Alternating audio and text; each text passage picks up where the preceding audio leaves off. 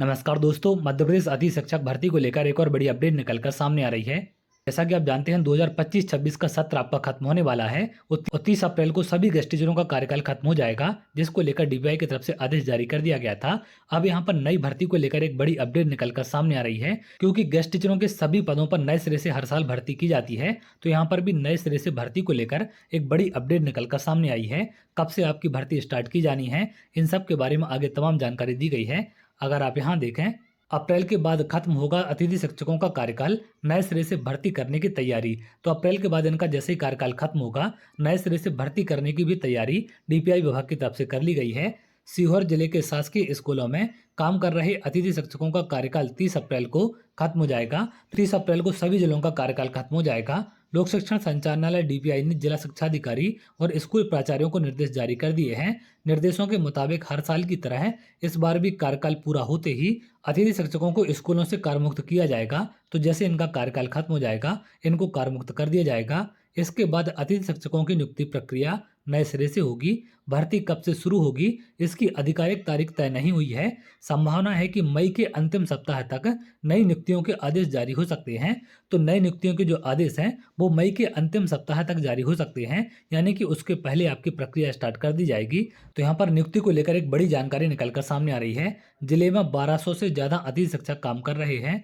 अतिथि शिक्षक संघ ने कहा है कि हर साल कार्यकाल खत्म कर शिक्षकों को बाहर करना भविष्य को अस्थिर करना है।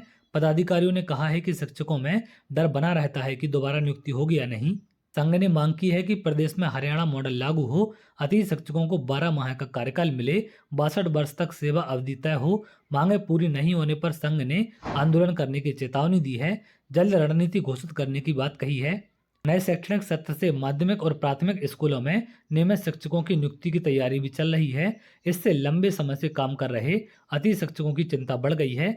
पहले भी ऐसे मामले सामने आए हैं जब वर्षों से सेवा दे रहे अतिथि शिक्षक नियमित भर्ती के चलते बाहर हो गए हैं।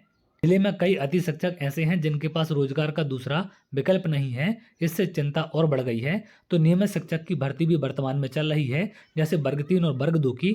तो अगर ये परमानेंट टीचर स्कूलों में पहुंच जाते हैं तो वहां पर जो भी गेस्ट टीचर काम कर रहे हैं, चाहे वो कितने ही लंबे समय से काम कर रहे हों, उनकी सेवा स्वतः समाप्त हो जाती है। इसको लेकर भी पहले डीपीआई आदेश जारी कर चुका है। तो यहाँ पर गेस्ट टीचरों के मन में एक डर सताने लगा है कि आगे चल के उनको नियुक्ति मिलेगी या नहीं मिलेगी। कहीं उनके स्कूल में परमानेंट टीचर तो नहीं आ जाएंगे, क्योंकि अगर परमानेंट टीचर आ जाते हैं तो उनको वहां पर ज्वाइनिंग नहीं मिल पाएगी और नई भर्ती में उनको भाग लेना पड़ेगा। और काउंसलिंग के आधार पर अगर मेरिट में उनका नाम आता है तभी उनको ज्वाइनिंग दी जाएगी। अगर उनके स्कूलों में परमानेंट टीचर नहीं पहुंचते हैं तो उनको यथावत वहां पर ज्वाइन करा दिया जाता है, जैसा कि हर साल प्रक्रिया चलती है।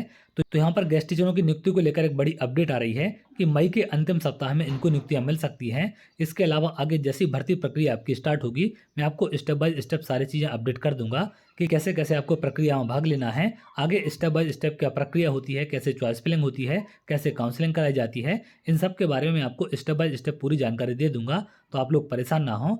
जैसे आपकी शैक्षणिक सत्र 2026-27 के लिए प्रक्रिया स्टार्ट होगी, यहाँ पर सारे अपडेट आपको मिल जाएंगे। तो आप लोग हमारे चैनल के साथ जुड़ सकते हैं, जिससे सारे अपडेट आपको मिल सकें।